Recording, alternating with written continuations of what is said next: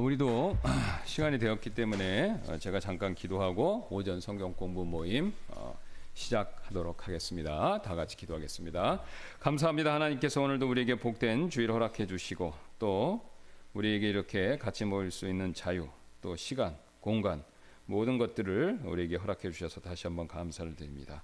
우리가 여기 계신 분들 중에 대부분의 분들이 들으셨을 텐데 이태원에서 또 큰 사고가 나서 많은 사람들이 아까운 생명을 잃었습니다.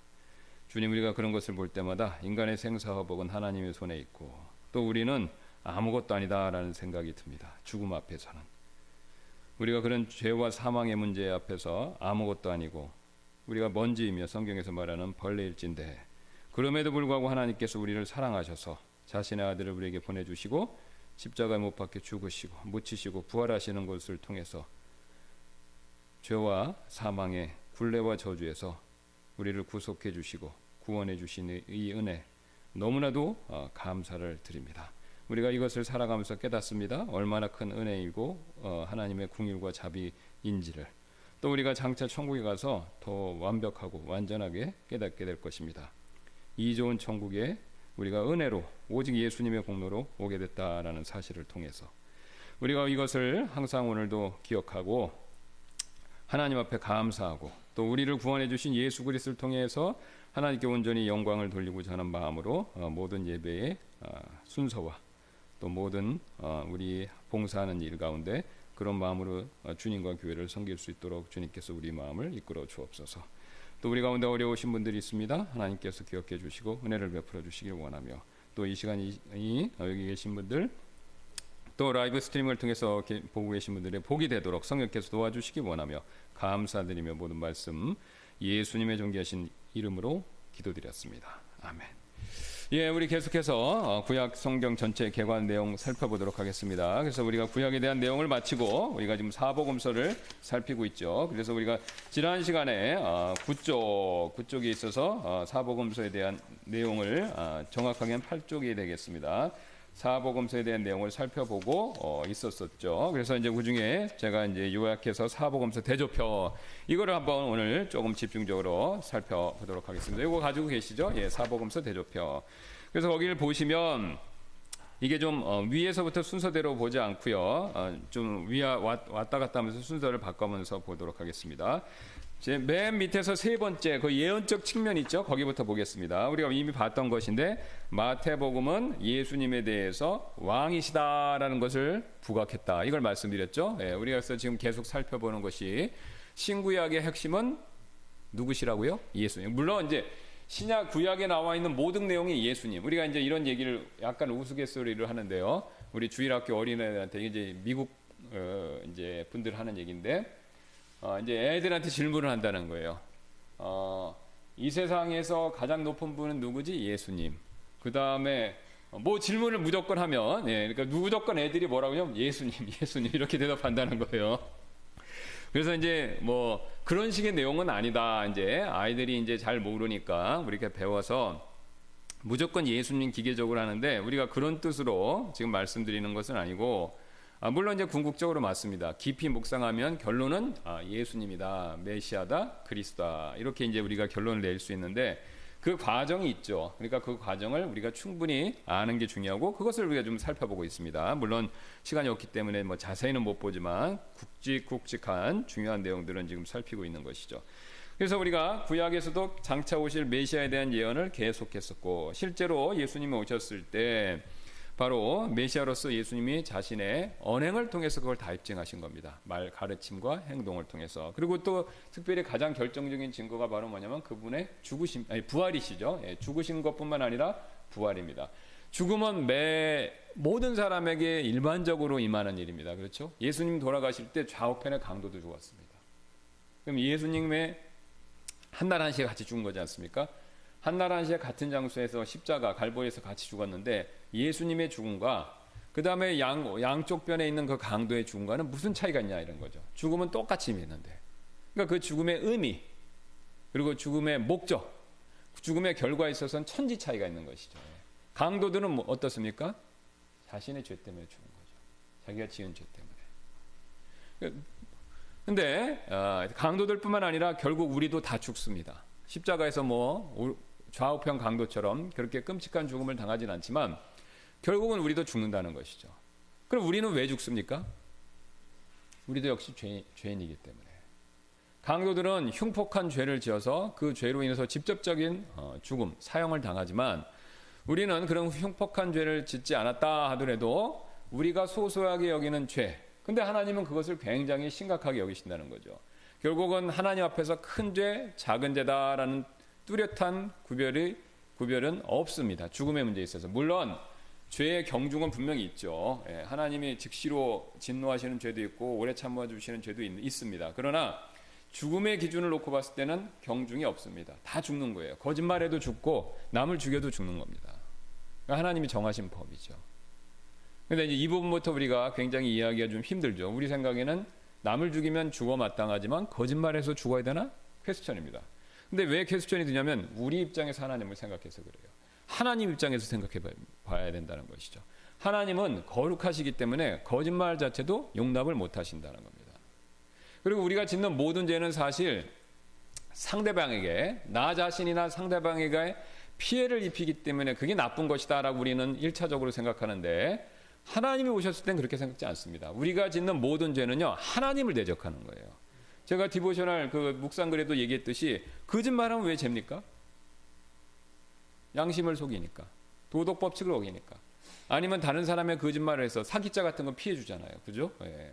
최소한 뭐 서로 간에도 거짓말하면 서로에 대해서 신뢰가 무너지기 때문에 마음이 아픕니다. 피해를 주는 거예요. 정신적으로, 물질적으로 어떤 그 외에 큰 피해를 주는데 그래서 죄다. 맞는 말입니다. 그러나 하나님 앞에서 하나님 앞에서 거짓말이 왜 죄가 될 수밖에 없냐면 하나님은 우리를 하나님 형상대로 만들었어요. 그래서 하나님은 진실하세요. 거짓말을 안 하십니다. 근데 하나님의 그 진실한 형상대로 우리가 만들어진 거예요. 그래서 우리는 거짓말하고 살지 않도록 프로그래밍이 된 겁니다. 형상이라는 것이 프로그램이다 이렇게 생각하시면 쉬워요. 요즘같이. 그러니까 다 하나님이 우리가 진실하게 살도록 세팅을 해주신 거예요. 우리 마음의 깊은 곳에 우리는 진실하게 살아야 된다라는 걸 알고 있는 겁니다. 근데 그걸 어기고 진실하신 하나님의 형상대로 만들어진 우리가 진실하게 사는 삶, 그 삶을 저버린 겁니다. 특히 말로. 이게 거짓말이죠. 근데 하나님은 그것을 심각하게 보시는 거예요. 왜요? 자신의 형상을 훼손시킨 겁니다. 여러분 영화 같은데 요새 뭐 이제 무슨 안드로이드, 로봇, 심지어는 슈퍼컴퓨터, 뭐 AI 그런 게 나오죠. 근데 SF 영화에 보면 그 컴퓨터나 이런 것들이 반란을 일으키는 내용이 많이 있죠. 그죠? 이렇게 프로그램을 하고 만든 사람이 있는데 그게 무슨 뭐 기기적인 오작동이든지 뭐 실수든지 뭐 바이러스든지 여러 가지 원인들을 상정하고 그 기계가 그 컴퓨터나 뭐 로봇이나 그 슈퍼컴퓨터 이런 것들이 AI 같은 것들이 말을 안 듣는 겁니다. 그렇죠? 예, 말을 안 들어요. 불순종하는 거예요. 자, 그럼 우리가 그 영화에 상정하는 가정에 놓고 봤을 때 어떤 경우든지 컴퓨터든지 로봇든지 뭐 안드로이든지 그것이 불순종한 것은요, 만든 사람의 입장에서는 죄예요. 그렇죠? 잘한다 이렇게 할 사람 없습니다. 그걸 만들고 프로그램하고 제작한 사람 입장에서는 그건 잘못이라는 겁니다. 예. 그럼 우리가 생각해도 우리가 만든 물건들이 작동을 안 할 때 그것은 만든 사람에게 대해서 잘못, 범죄, 죄이듯이 그게 이제 심각해지면 더 큰 죄가 되겠죠. AI를 했는데 그게 막 반대로 사람 인류를 뭐 절멸시킨다 뭐 이런 내용도 나오잖아요. 예. 큰 죄악이라는 거죠. 그것과 마찬가지로 하나님도 우리를 그렇게 만드셨는데 우리가 그걸 거스르기 때문에 하나님께서 보셨을 땐 그것을 심각하게 여기신다는 겁니다. 그리고 이어서 하나님이 또 원하시는 서로가 서로 간에 정직한 관계, 정직하고 솔직한 릴레이션십을 갖도록 또 그렇게 사람 사이의 관계도 세팅해 놓으셨는데 그것도 훼손하기 때문에 잘못인 거고요. 그러니까 우리는 굉장히 세큘러, 세속적이고 그런 교육을 받았기 때문에 우리가 그런 시각만 갖고 있는 거예요. 거짓말 지면은 단순히 도덕적으로 죄다. 유교에서도 가르치잖아요. 공자도 거짓말하지 말라고. 뭐 다른 종교도 그걸 다 가르치지 않습니까? 예. 그래서 거짓말하지 말라고 가르치는 것에 대해서 우리가 잘못을 느끼고 또 그것에 대한 사회 경제적인 피해 때문에, 심리적인 피해 때문에 잘못됐다라고 생각하는데 그게 물론 틀린 게 아니라 맞죠. 그러나 우리는 그것만 생각한다는 겁니다. 하나님의 입장에서, 성경의 입장에서 왜 죄인가에 대한 인식이 부족하기 때문에 우리가 쉽게 거짓말을 용인하고, 또 그게 사회 전반적으로 이런 사상이 퍼져 있으면 그 사회가 거짓말을 쉽게 하는 사회가 됩니다. 여러분, 이제 서구 유럽하고 이 아시아권하고 특히 중국을 한번 비교해 보세요. 여러분, 가장 큰 문화적인 차이점 중에 하나가 뭔지 아십니까? 정직입니다. 정직이에요. 서구도 타락하긴 했지만 기독교의 영향을 이게 이제 내려가서 이제 뭐 거짓말하고 이런 것들이 좀 많이 일어나지만, 어쨌든 50년, 100년만 해도 사회에서 제일 중요한 걸 뭐냐면 정직이에요. 지금도 그렇습니다. 제가 미국이나 캐나다에 있었을 때, 또 뭐 다른 서구권에 계신 분들은 아시겠지만 거짓말하는 걸 굉장히 싫어해요. 그리고 거짓말했을 때 굉장히 큰 제재를 받을 수가 있습니다. 그러니까 정직을 굉장히 중요하게 여긴다는 거예요. 근데 여러분, 뭐 예를 들어서 중국 얘기를 해서 좀 예를 들어서 그렇지만, 중국 사람들은 뭐 우리가 이제 좋은 말로 뭐 대륙의 기질이다 그러지만, 솔직히 얘기하면 거짓말이에요. 그죠? 예. 과장되고 거짓말이 굉장히 크잖아요. 그죠? 예. 역사적으로도 막 10만 명이면 100만 명이라고 그랬다는 둥. 예. 뭐 하여튼 그런 문화가 있고 지금도 그런 게 있고. 예. 그러니까 그거 자체가 벌써 차이가 있지 않습니까? 왜요? 중국 사람은 기독교 영향을 상대적으로 덜 받으니까 그냥 자기들이 어떤 사회적인 경제적인 현상에 따라 이끌려 가는 거예요. 예. 거짓말이 뭐 실제적으로 도움이 당장은 될 수 있으니까 그런 걸 수용하고 받아들인 거죠. 예. 그리고 지금도 뭐 우리가 사회적으로 이 공산주의 영향을 많이 받다 보니까, 공산주의는 상대적인 윤리관, 도덕관을 갖고 있잖아요. 목적을 위해서 수단이 희생될 수 있다. 그리고 선전선동이 말이 좋아서 선전선동이지 그 거짓말이에요. 그죠? 히틀러, 스탈린, 마오쩌둥, 김일성, 김정은 다 공통점이 뭡니까? 거짓말 잘한다는 거죠. 괴벨스가 유명한 말을 했잖아요. 작은 거짓말은 안 믿는데 큰 거짓말을 할수록 사람들이 더 많이 믿고, 그다음에 큰 거짓말을 100번, 1000번 하면 다 받아들인다는 거예요. 자기가 테스트를 해본 거예요. 이 괴벨스가 말한 게, 괴벨스 누군지 아시죠? 독일의 나치의 선전장관. 그 사람은 하이델베르크 대학일 거예요. 거기서 박사까지, PhD까지 받은 사람이에요. 나치 중에서 제일 똑똑한 사람입니다. 박사학위자가 없어요. 나머지는 다 사회 불황자입니다. 예.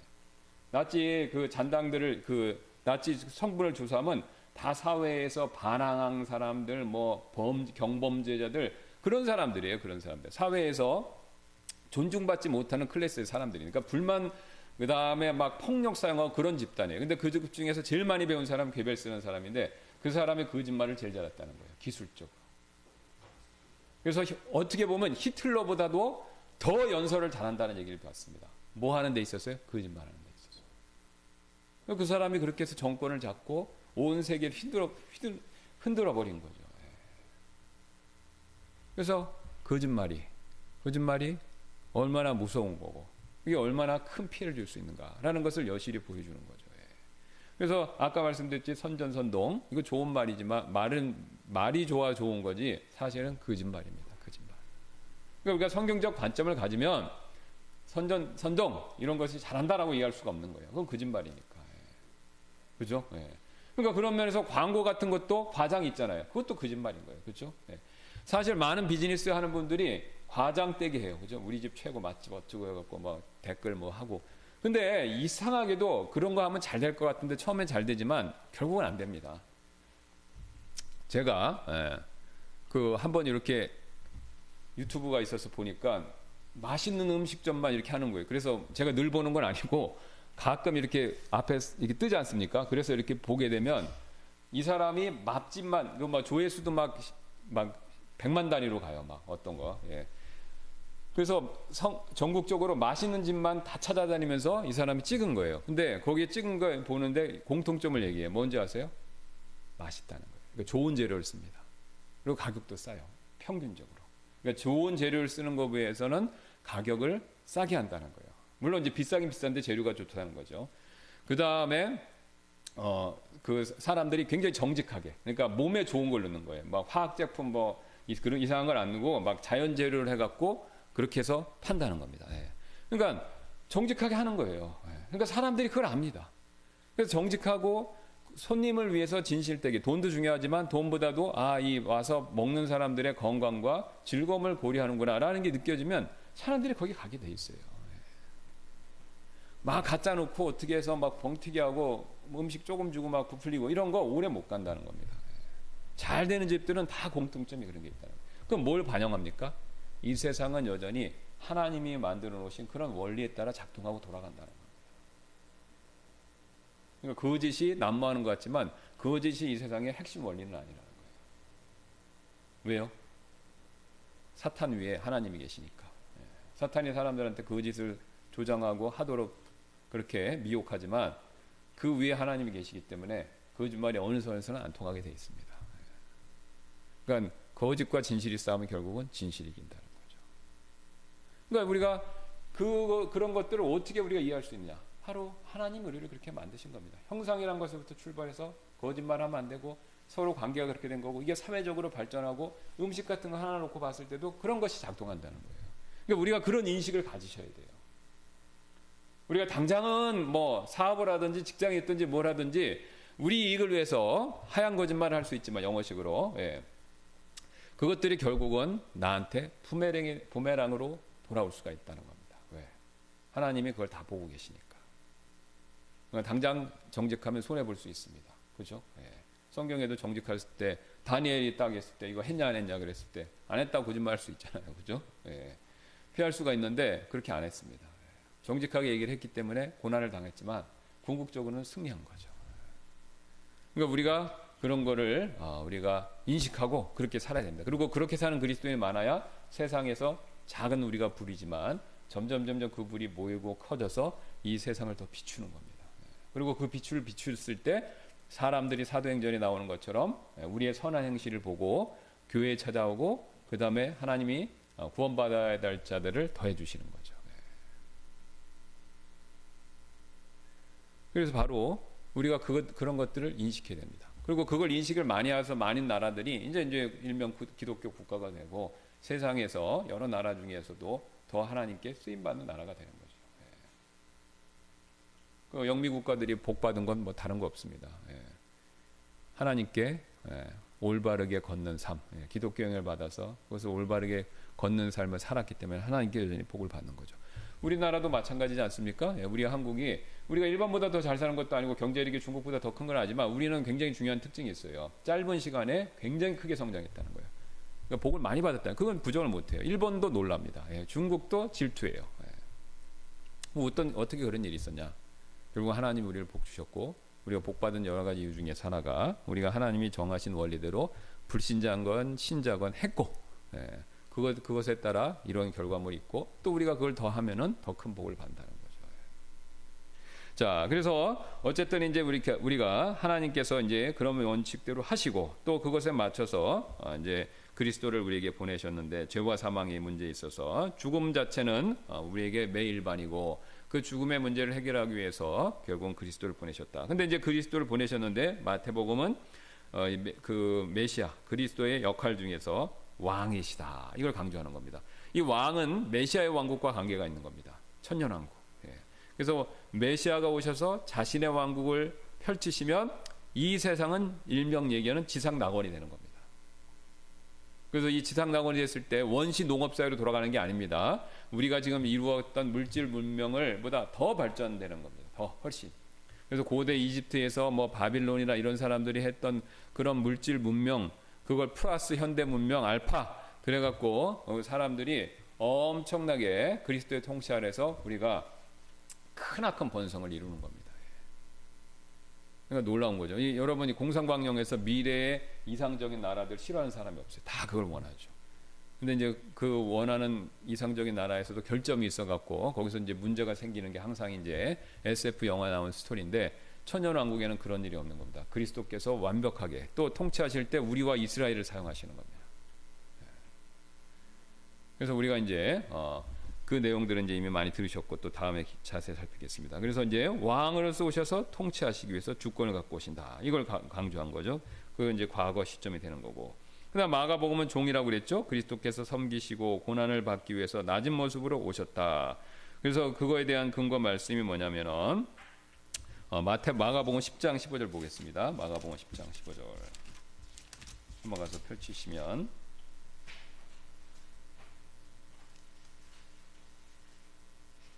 45절 되겠습니다. 45절 위인대로 자, 이제 마가복음 10장 45절입니다. 사람의 아들은 섬김을 받으러 오지 아니하고 도리어 섬기며 자기 생명을 많은 사람들의 대속물로 주려고 왔느니라 하시니라. 여기 예수님이 이제 오신 목적을 굉장히 또 호칭이 재밌습니다. 사람의 아들, 우리가 이제 개역식 표현으로 하면 인자다 이렇게 얘기하죠. 그래서 사람의 아들이라고 말씀하신 이유가 있습니다. 왜냐하면은 예수님 자신은 아담의 자손이다. 그래서 이제 재밌게도 이제 우리가 누가복음을 보면은 또 누가복음에 보면은 저기가 되죠. 예수님의 계보가 족보가 아담으로까지 이어집니다. 그래서 어쨌든 지금 여기서 사람의 아들은 섬김을 받으려고 온 것이 아니라 섬김을 받으러 온 것이 아니라 받으러 오지 아니하고 도리어 섬기며 자기 생명을 많은 사람의 대속물로 주려고 왔느니라. 그러니까 두 가지입니다. 섬기고 희생하신다는 건가. 섬기고 자신의 생명을 대속물로 주신다. 이겁니다. 섬기는 걸 굉장히 강조하죠. 그 섬기는 걸 강조한 이유를 말씀드렸죠. 왜냐하면 이제 마가복음은 마가가 지금 로마에서 바울의 뒤를 이어서 로마에 있는 교회에서 사역한 것으로 우리가 여러 가지 정황이 그걸 보여주는데 그 로마인을 상대로 예수님에 대해서 가르쳐야 됐기 때문에 바로 이제 예수님이 바로 섬기는 종으로 오셨다라는 부분을 굉장히 강조했던 거죠. 강조할 수밖에 없었고. 왜 그렇습니까?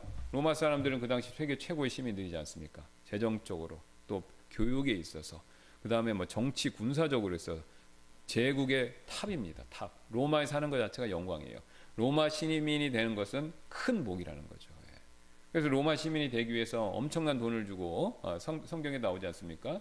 백부장 같은 경우도 시민이 되기 위해서 자기 많은 돈을 줬다 이렇게 얘기하는 장면이 나오는데 그 정도로 로마 시민이 되는 것이 어렵고 또 영광스러운 일이었는데 그런 사람들한테 마가가 사역을 해야 되는 거죠. 그러면 다 이러지 않습니까? 그러니까 뭐냐면 다 지금으로 치면 애써 억지로 비교한다면 강남에서도 제일 비싼 동네가 어딘지 잘 모르겠어요. 저는 뭐 청담동인가 뭐 하여튼 어딘가 만약에 예를 든다면 그런 데 사는 사람들이에요. 그런 데서 목회하는 거예요. 마가가 미국으로 치면 뭐 뉴욕 같은 데 되겠죠. 그죠? 뉴욕의 월가 주변에 이런데 미국의 월가 가면 전 세계 똑똑한 수재들이 다 나와서 아이비 나와갖고 거기에 금융회사에서 다 근무하지 않습니까? 다 수재. 예, 뭐 전부 뭐 하버드, 뭐 예일, 프린스턴 이런 데 다 명문대 나와갖고 그래갖고 뭐 집안도 좋아요. 그 사람들. 그죠? 아시잖아요. 예.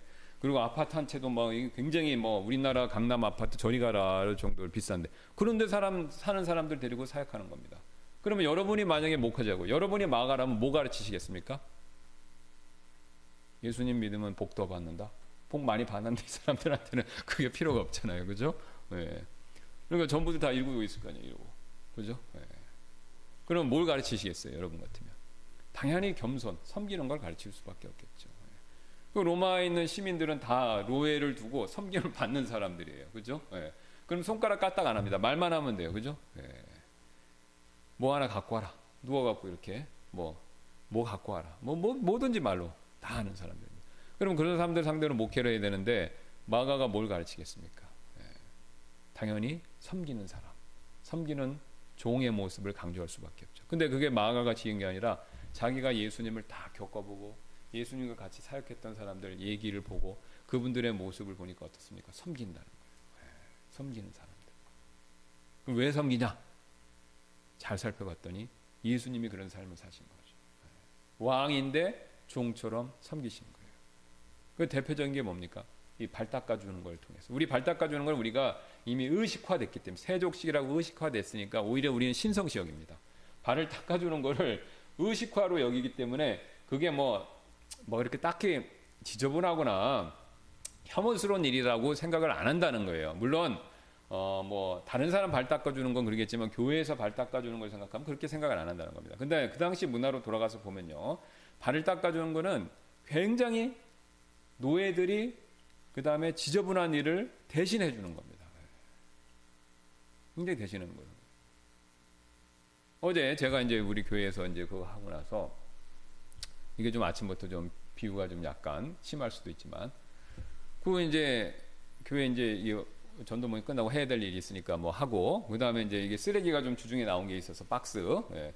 그걸 가지고 이제 우리 1층에 아시잖아요. 거기다 이제 버렸습니다. 버리고 이제 정리해서 뭐 버릴 거 버리고 그렇게 해서 이제 손 닦으러 남자 화장실 딱 들어갔는데 이게 불쾌한 냄새가 나는 거예요. 보니까 누가 큰 용변을 보시고 물을 안 내린 거예요.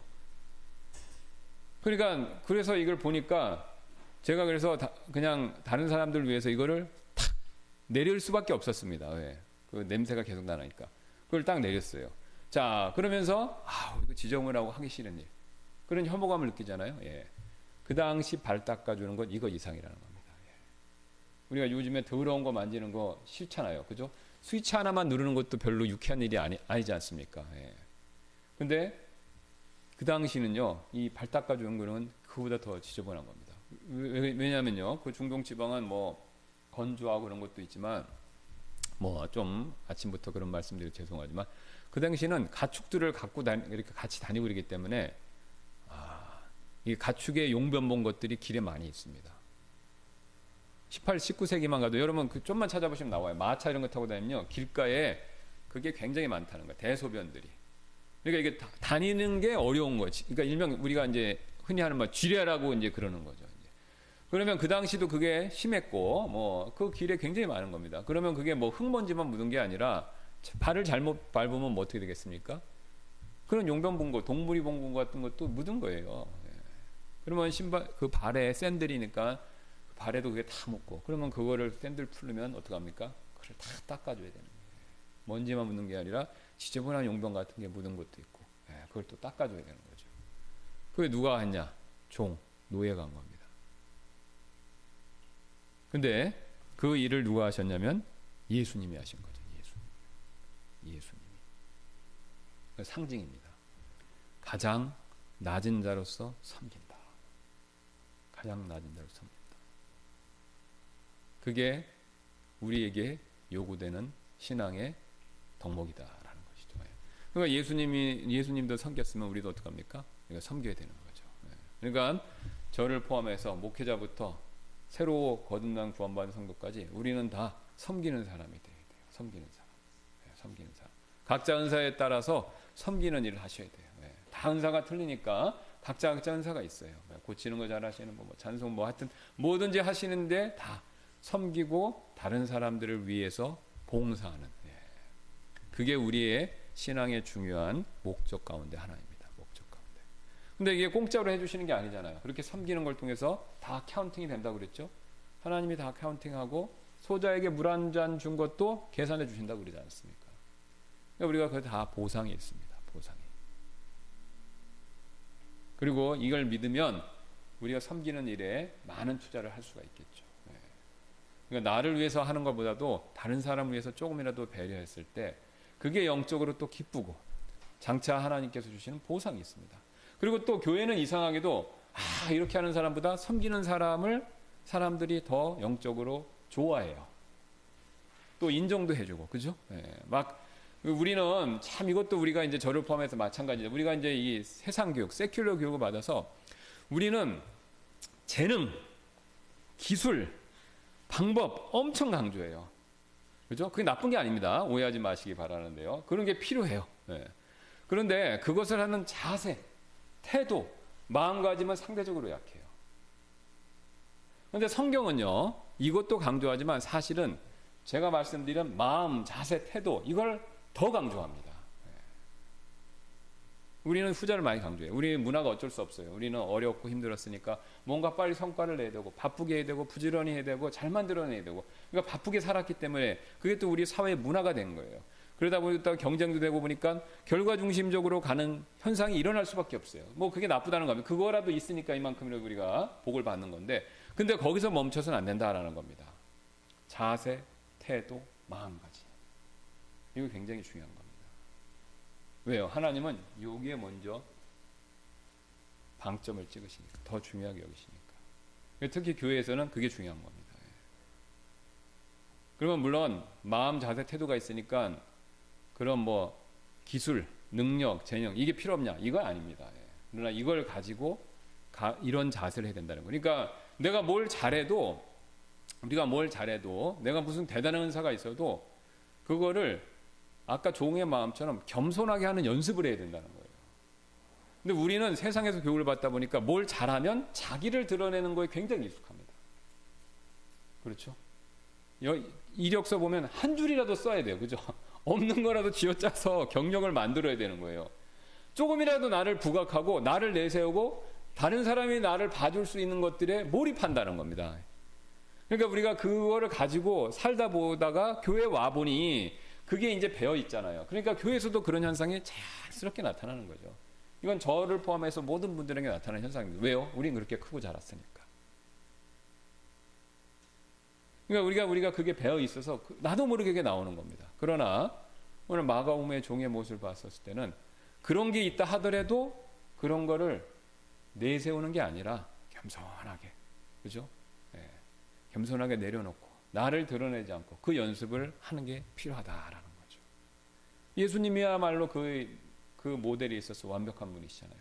예수님이 자기 자랑하려면 한도 끝도 없지 않습니까? 야, 나로 말하면 내가 하나님인데, 그죠? 나로 말하면 못할 게 없는데, 나로 말하면 죽은 사람도 살렸는데, 나로 말하면, 그죠? 예, 돌도 빵이 되게 하실 수 있는 분이시죠. 예. 그런데 예수님은 결코 그런 모습, 그런 삶, 그런 말씀을 안 하셨다라는 것이죠. 섬긴다라는 말 가운데 겸손과 자기를 낮추는 것과 그다음에 다른 사람에 대한 배려, 이것이 가득 이렇게 담겨 있는 것이죠. 그러니까 우리가 그 연습을 부지런히, 저를 포함해서 여러분 모두가 하셔야 되는 겁니다. 그리고 우리가 그렇게 되면 그잖아요. 재능과 실력은 이때 자랑하지 않는 겁니다. 그죠? 그다음에 훌륭한 거 장점은 이때 드러내지 않는 거죠. 드러내지 않는다고 없는 게 아니라 사라지는 게 아니지 않습니까? 있지만 그것을 나타내지 않는 겁니다. 그리고 누군가 그것에 대해서 묻는다면 그 결과와 원인에 대해서 오직 하나님께만, 예수님께만 영광 돌리는 게 우리의 삶의 모습이죠. 자, 그래서 시간이 되었기 때문에 마가복음 여기까지 살펴봤습니다. 다음 시간에 우리 또 이어서 사복음서 대조펴보고 내용 살피도록 하겠습니다. 감사합니다. 하나님께서 오늘도 우리에게 이 사복음서 대조의 내용들을 통해서 특별히 마가복음에서 예수님께서 사람의 아들로서 섬기러 오셨다라는 내용들을 우리가 살펴봤습니다. 주님, 우리에게 하나님께서 좋은 것들을 많이 주셔서 우리가 그런 것들로 인해서 잘 누리고 또 어떤 때 감사하고 기쁘고 즐겁고 또 다른 사람들한테 칭찬과 인정도 받습니다. 그런데 우리가 거기서 멈추지 말고 오늘 예수님께서 보여주셨던 것처럼 우리가 겸손하고 또 나를 자랑하고 드러나지 말고 오히려 하나님께 영광 드리고 또 우리가 내가 가진 것들로 다른 사람을 섬기는 그런 종의 모습, 예수님의 모습을 우리가 더 담고 또 그것을 위해서 분주하게 연습하고 내 자신을 십자가 못 박는 그런 노력들을 게을리하지 않도록 이끌어 주옵소서. 그럴 때 우리가 마음에 참 기쁨과 만족과 평안이 있습니다. 또 장차 그리스도 심판석에서 하나님이 주시는 놀라운 영원한 칭찬과 보상이 있습니다. 우리가 그것을 꼭 기억하고 명심하며 오늘 하루도 주님께 영광 돌리고 그런 삶을 실천할 수 있는 저희가 되도록 도와주옵소서. 감사드리며 모든 말씀 이 예수님의 존귀하신 이름으로 기도드렸습니다. 아멘. 예, 마쳤습니다.